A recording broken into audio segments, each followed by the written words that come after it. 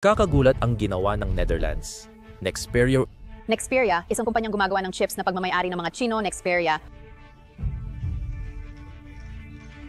Inagaw ng Netherlands ang kontrol sa kumpanyang pag-aari ng Chino para sa pambansang seguridad. Nangyayari ito habang may trade war ang China at United States at malinaw na pumapanig na ang Netherlands at Europa. Kinuha ng pamahalaan ng Netherlands ang Nexperia. Ayon sa Ministro ng Ekonomiya ng Netherlands, ginawa ito dahil sa mga issue sa pambansang seguridad. Tulad ng tatalakayin natin mamaya, may mahalagang asset ang Netherlands na ASML na pwedeng gamitin sa trade war kontra China. Kinondena ng Wingstack at Beijing ang hakbang ng Netherlands. Una, pag-usapan muna natin ang bagong kumpanyang nakuha. Ang Nexperia ay semiconductor na negosyo na nakabase sa Netherlands at may pabrika sa Germany. May market cap na lampas dolyar. 50 bilyon at 2,000 at 24 kita na mahigit 2 bilyon malaking kumpanya ito. Gumagawa sila ng mga 100 bilyong semiconductor taon-taon. Simple lang ang mga produkto nila sa chips. Di tulad ng mas komplikadong gawa ng NVIDIA o AMD. Maaari mo itong ihambing sa mga tornilyo at piyesa ng industriya ng teknolohiya. Ginagamit ito sa maraming consumer electronics. Ngunit mas mahalaga ito sa industriya ng sasakyan sa Europa. Kung wala ang mga chip na ito, hindi makakagawa ng mga dekoryenteng sasakyan ang Europa. Kaya malinaw na mahalaga ang negosyong ito sa kinabukasan ng ekonomiya ng Europa.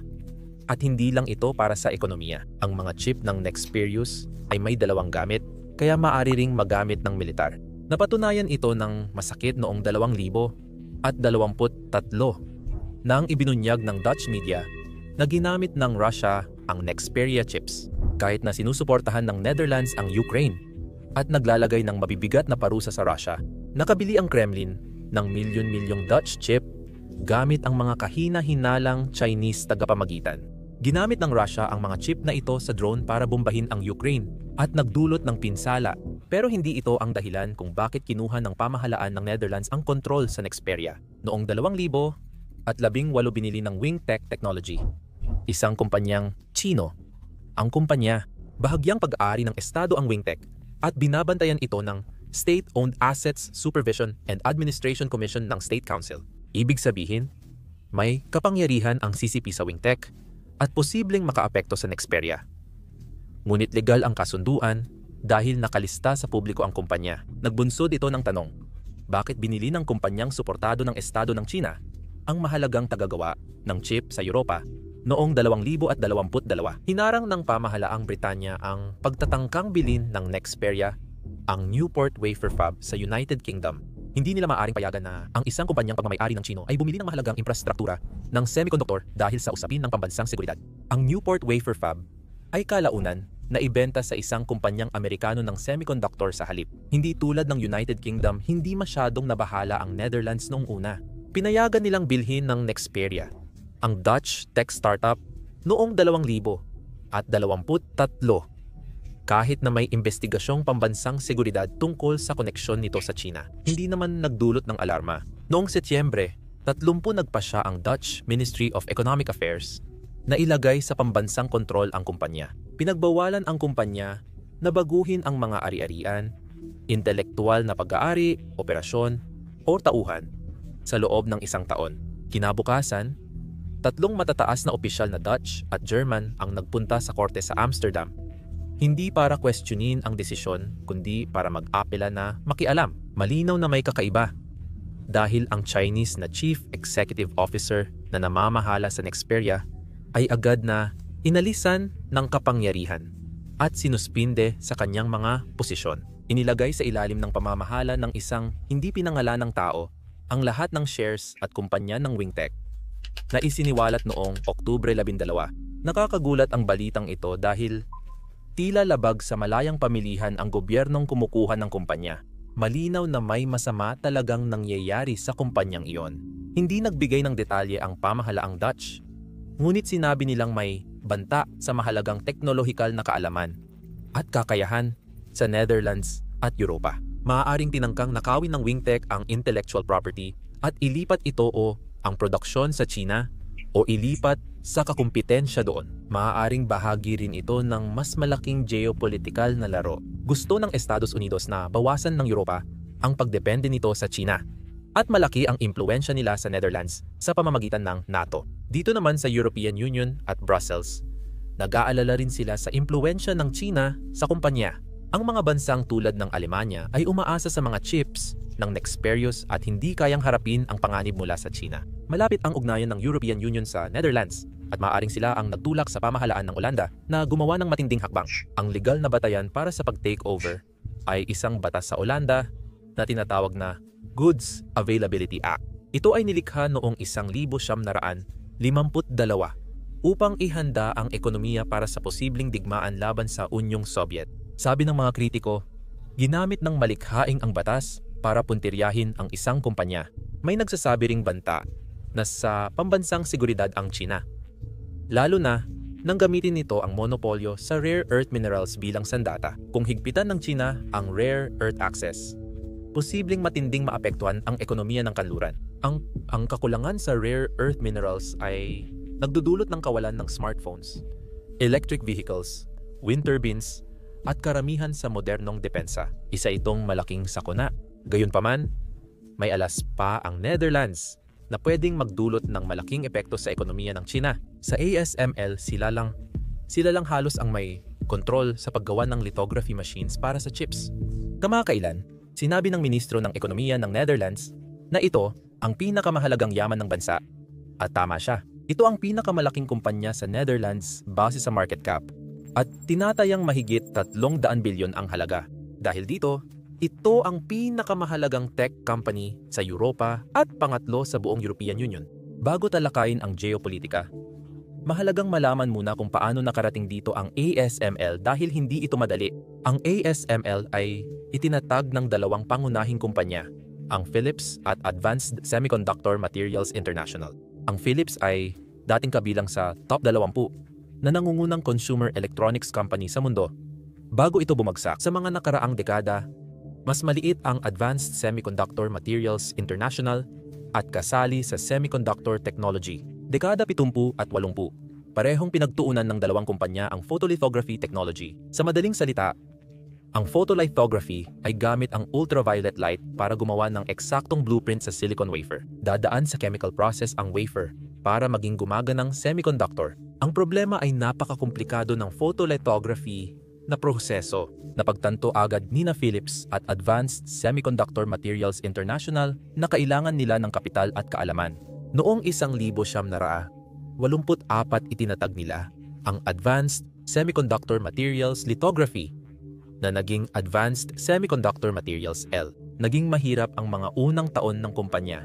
Walang tigil nagtrabaho ang mga inhinyero ng ASML para magdisenyo ng unang gumaganang lithography machine. Samantala, malayo na ang narating ni Nikon at Canon sa Japan. Sila ang namamayani sa lithography market at nagsusupply ng mga unang makina sa chip makers gaya ng Taiwan Semiconductor Manufacturing Company. Ang unang produkto ng ASML ang PAS. 2,000 noong 1986 ay hindi naging matagumpay at muntik nang malugi ang kumpanya noon. Nabuhay ang ASML dahil sa tulong ng Philips at subsidya ng gobyerno ng Netherlands na kinilalang mahalaga ang larangang ito. At sa wakas, noong 1991, inilunsad ng ASML ang kanilang makabagong produkto na tinawag na PHIS 5500 at sa wakas ay nakuha ng kumpanya ang bahagi ng merkado. Pero sa puntong iyon, nagsimulang ibenta ng Philips at Advanced Semiconductor Materials International ang kanilang mga bahagi sa Advanced Semiconductor Materials L. Kung iisipin, isa ito sa pinakamasamang desisyon sa negosyo. Dahil ang market cap ng ASML ngayon ay higit 5 beses na mas malaki kaysa pinagsamang halaga ng dalawang parent company nito. Pero sino ba ang masisisi sa kanila? Dahil hindi pa rin tiyak ang sitwasyon noong dekada 90, kasali pa rin ang ASML sa laban. Ngunit mahigpit ang kompetisyon nila kina Canon at Nikon. Ngayon, ang mahalagang sukatan sa lithography ay kung gaano kaliit ang detalye na kayang i-print sa mga wafer. Dahil dito, nakakagawa ang mga tagagawa ng chip ng mas maliliit at mas makapangyarihang chip gamit ang mas maliliit na transistor. Dahil sa mas maliliit na transistor, Kasing lakas na ng mga computer noong 2000s ang smartphone mo ngayon. Madalas mong marinig ang mga tao na pinag-uusapan ang batas ni Moore. Isa itong obserbasyon na ang mga chip ay kadalasang nagdodoble ng bilang ng transistor kada 2 taon. Para sa mga gumagawa ng lithography machine, tanong kung kaya pa nilang itulak ang hangganan. Para makapag-imrenta ng mas maliliit na detalye sa wafer, kailangan nilang gumamit ng bagong teknolohiyang extreme ultraviolet lithography. Extreme ultraviolet lithography. Unang sinaliksik ito ng kagawaran ng enerhiya ng Estados Unidos, na may theoretical na plano kung paano ito gagana. Sa paggamit ng mas maikling wavelength ng ultraviolet light, maaari mong gawing mas maliit ang mga detalye at mga layers sa mga wafer. Pero halos imposible itong maisakatuparan. Kailangan mo ng salamin, lente na sobrang tumpak, mahusay na software, at advanced na materyales na kayang tiisin ng init.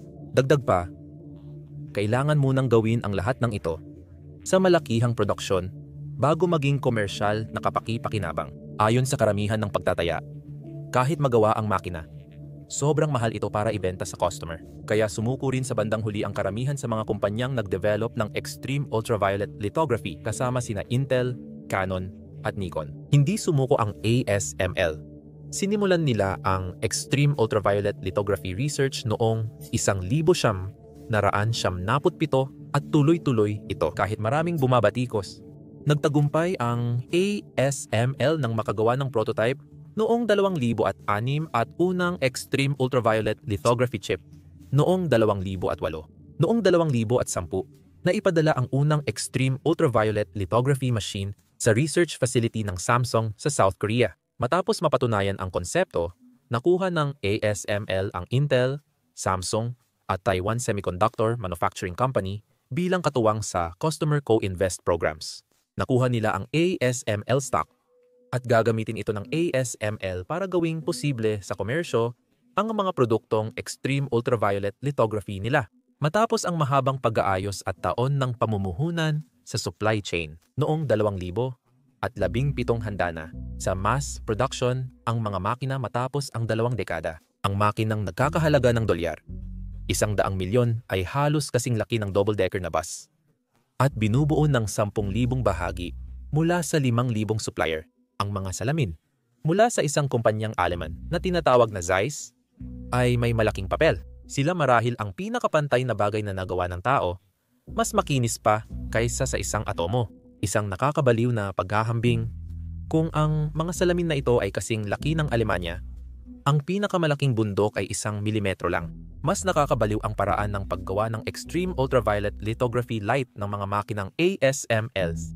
Nagpapakawala sila ng 50,000 patak kada segundo sa vacuum chamber na may 25 micrometers na lapad, kasing laki ng puting selula ng dugo.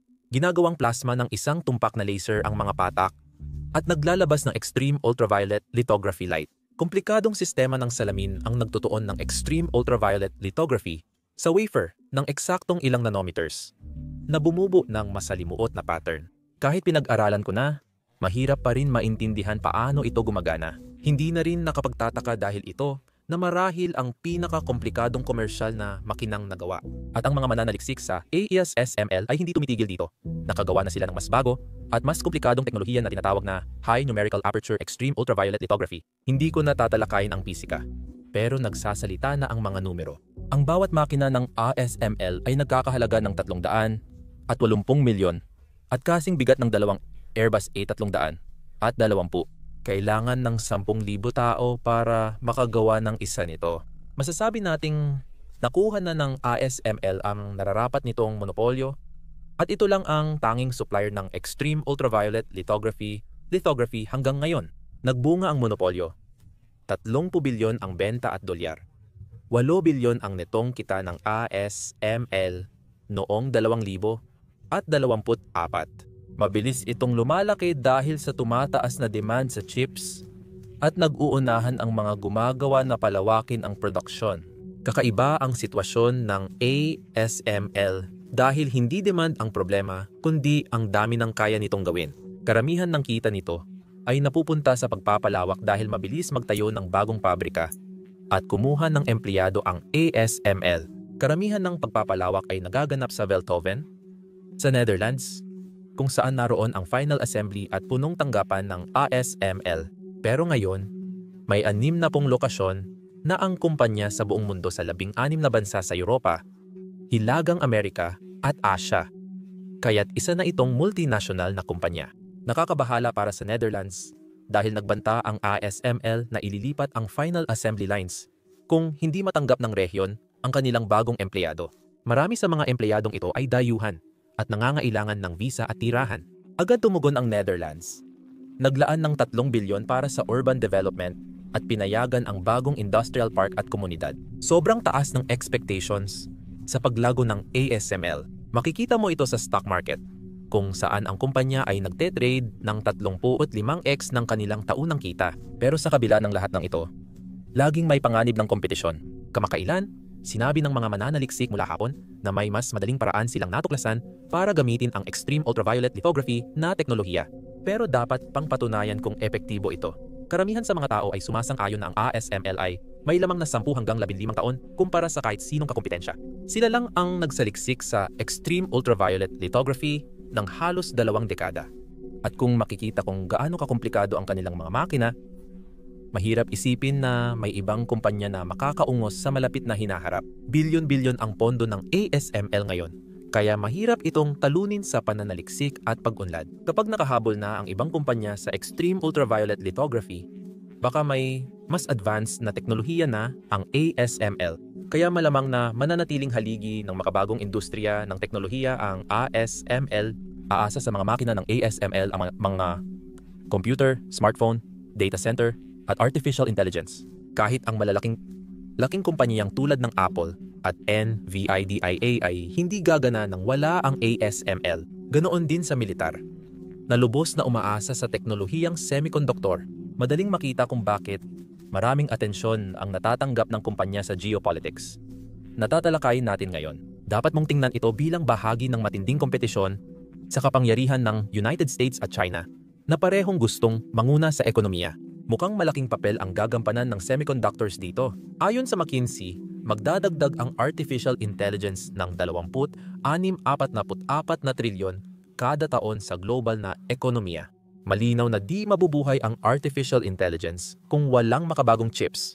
Parehong nais ng Washington at Beijing ng pinakamalakas na militar. At mahalaga na ang chips dito. Ayon sa Pentagon, ang mga microchip ang nagpapatakbo ng halos lahat ng sistemang militar, gaya ng barko, eroplano, tangke, bala, radar, komunikasyon, night vision, satellite, at sensor. Lalong magiging mahalaga ito sa hinaharap. Hindi ko layuning manakot, pero parating na ang mga artificial intelligence fighter jet at artificial intelligence tanke sa 2028 target ng United States na magkaroon ng 1,000 autonomous na eroplanong pandigma na walang piloto. Ngayon, sinusubukan ng Rusya gumawa ng autonomous na tangke para sa Ukraine.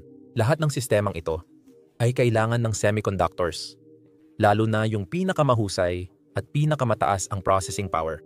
Noong 2018, inaprubahan ng Netherlands ang export license ng ASML para mag-export ng extreme ultraviolet lithography machines sa China. Si Donald Trump noon ang nasa Washington at hindi ito nagustuhan ng administrasyon niya.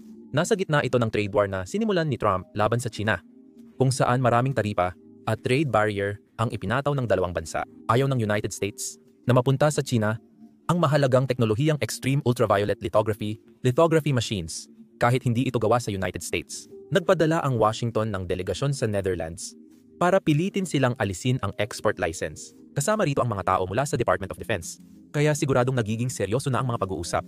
Noong 2019, inalis ng Netherlands ang extreme ultraviolet lithography export license ng ASML sa China bago pa man makapag-export ng machine. Sa panahon ng administrasyong Biden, hindi tumigil ang trade war laban sa China, lalo na sa larangan ng semiconductors. Patuloy pinipilit ng gobyerno ng United States ang Netherlands at ASML. Ngayon, ito ay tungkol sa pag-export ng mas luma at di-sopistikadong deep ultraviolet machines. Ang dahilan ay may ilang booster technologies na inilabas sa merkado na naging posible ang paggawa ng napaka-advanced na chips gamit ang mga deep ultraviolet machines na ito.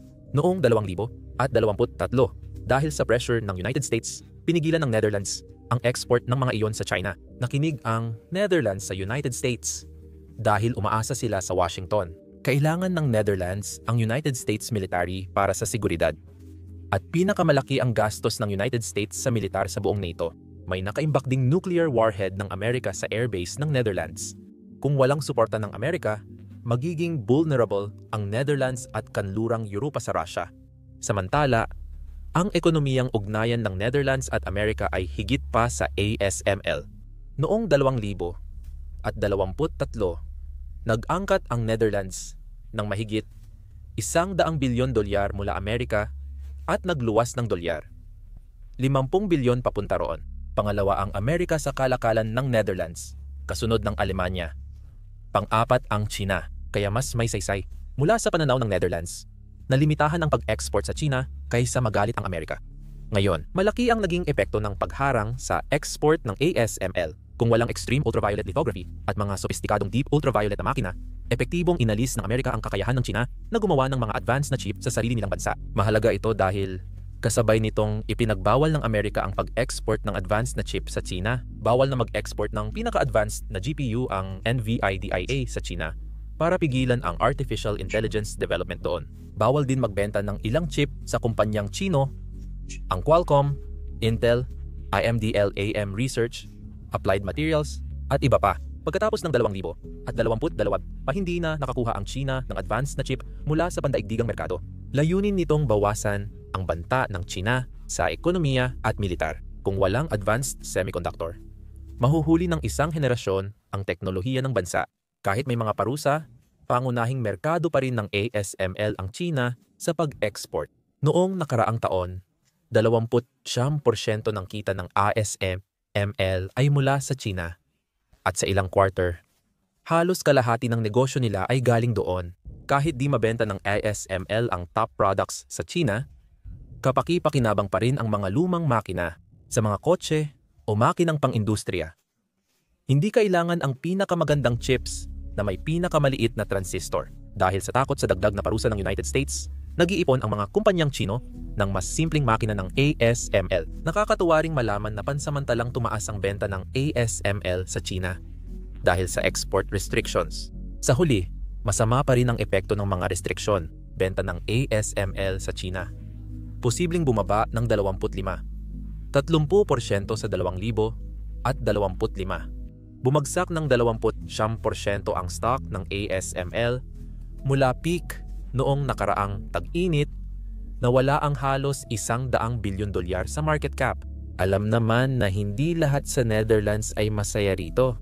Iniisip ng ilang politiko sa Dutch Parliament na hindi iginalang ng Amerika ang soberanya nila dahil sa matinding pagpupumilit ng trade restriction. May nagsabi na hindi laging kapareho ang interes ng United States at atin. Kailangang ipakita ng Europa na pinapahalagahan natin ang sarili nating interes at mga kumpanya. Hindi rin masaya ang Chief Executive Officer ng ASML. Kinu-question niya kung patas at matalino ang mga restriksyon at tinanong kung ito ba'y talagang tungkol sa pambansang seguridad. Isa pang debate, nakakatulong ba o nakakasama ito sa atin?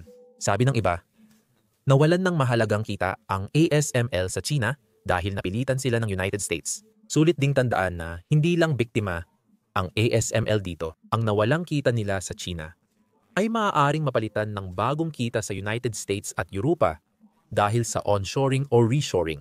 Sa Europa at Amerika, nais ng mga politiko ng sariling chip fabs sa bansa para hindi umasa sa iba sa mahahalagang bahagi ng ekonomiya. Hindi sa Taiwan Semiconductor Manufacturing Company sa Taiwan dahil sa panganib ng geopolitics kasama ang China. Noong 2022 nilagdaan ni dating Pangulong Biden ng United States ang CHIPS Act na naglaan ng dolyar, 50 bilyon para sa lokal na produksyon ng chips at hanggang dolyar, 280 bilyon na insentibo. Nagkaroon ng boom sa chip production kaya mabilis na pinalawak ng Intel, Global Foundries at Taiwan Semiconductor Manufacturing Company ang kanilang pasilidad at nagtayo pa ng bago. Kasunod ng CHIPS Act, mahigit 70 bagong pabrika ang inanunsyo kung saan ang mga kumpanya ay nag-invest ng mahigit $200 bilyong.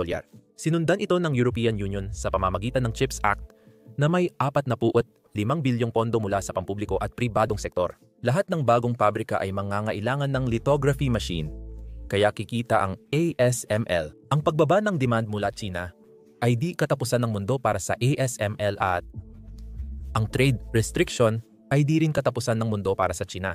At ito ang dahilan kung bakit mas epesyente at mas makapangyarihan ang mga extreme ultraviolet lithography chip. Pero magagawa mo rin ang parehong mga gawain gamit ang hindi gaanong advanced na mga chip. Sa United States, 3-4 nanometro na chip ang gamit. Sa China, 7 at 12 na chip. May pagkakaiba.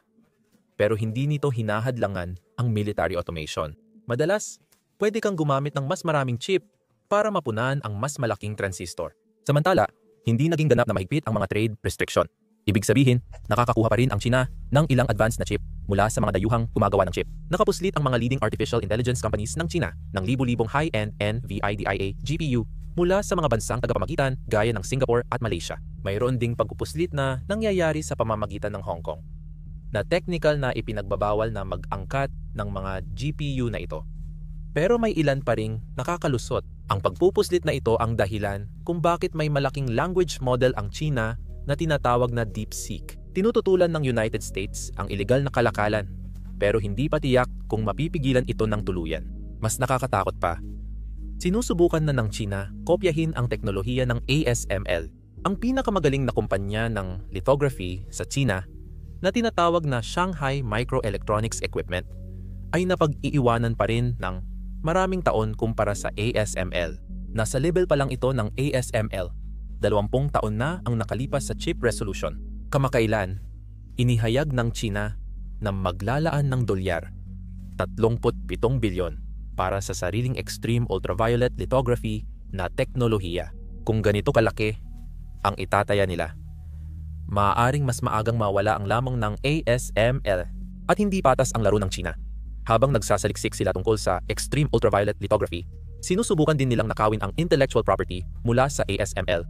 Noong 2015, nagkaroon ng malalaking cyber attack sa kumpanya na iniuugnay sa China. Nagnakaw ang mga hacker ng ilang technical na datos.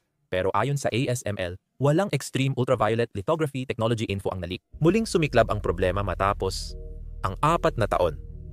Noong 2019 nagsampa ng kaso ang ASML laban sa XTAL kumpanyang United States na suportado ng China. Itinatag ang XTAL ng mga dating empleyado ng ASML kabilang na ang ilan na may lahing Chino. Ninakaw nila ang source code ng ASML Deep Ultraviolet Lithography machines at napatunayang nagkasala sa korte dahilan ng pagkabangkarote ng XTAL. Noong panahong iyon, sinabi ng ASML na hindi sila bahagi ng isang pambansang sabwatan mula sa China. Maraming pahayagan ang nag-ulat na tina-target ng China ang kumpanya. At makalipas ang 4 na taon, napatunayan ito. Noong 2023, may empleyadong Chino na nagnakaw ng datos sa ASML. Nasa korte pa rin ito at di pa tiyak kung ano ang nanakaw. Sabi ng Chief Executive Officer ng ASML, wala pa raw malaking panganib ngayon dahil ito ay maihahalin tulad sa isang piraso ng puzzle na wala ka namang kahon o larawan ng kabuuan. Dahil may mahigit 10,000 pyesa ang makina. Kung magnakaw ka ng 1 o 2 lang, wala kang makukuha. Pero kalaunan, nagtrabaho ang empleyado sa Huawei sa China na hindi naman kaaya-aya pakinggan. Samantala, dumarami ang cyber attack sa kumpanya na malamang ay mula sa China. Ngayon, hindi naman ASML ang unang kumpanya na nawalan ng intellectual property sa China. Dahil kilala ang bansa sa pagnanakaw at pangongopya ng mga bagay mula sa mga dayuhang negosyo. Ayon sa isang cybersecurity firm sa Boston, ninakaw ng China ang intellectual property mula sa 30 multinational na kumpanya na nagkakahalaga ng trilyong dolyar. Oh, trilyon na may T. Pero isang bagay ang malinaw. Ang labanan ng trade war sa pagitan ng kanluran at China ay lumipat na sa Netherlands.